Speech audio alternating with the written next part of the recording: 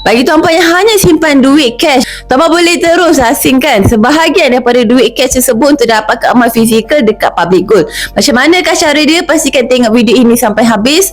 Like dan save juga untuk rujukan pada masa akan datang. Antara perkara yang kita tak dapat dinafikan bila kita simpan dalam bentuk duit ni, makin lama kita simpan, makin susut nilai dia disebabkan oleh inflasi. Oleh itu, untuk buat simpanan yang lebih kekal, tindakan yang bijak ialah kita asingkan sebahagian daripada duit cash tersebut kepada emas. Dan emas yang terbaik ialah emas fizikal.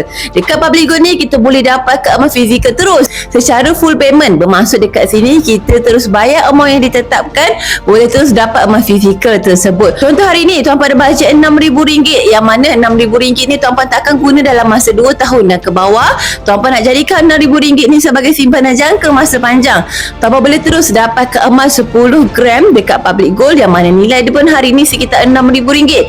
Bayar sahaja amount yang ditetapkan dan Public Gold akan proses untuk beri emas fizikal tersebut kepada tuan-puan. Ada bajet lagi banyak pun boleh, tak ada masalah. Public Gold boleh bagi seberapa banyak emas fizikal yang tuan-puan nakkan mengikut kepada bajet tuan-puan. So tuan-puan yang mana ada duit cash sahaja nak tukarkan kepada simpanan emas, nak dapatkan emas fizikal, boleh terus daftar akaun hari ini.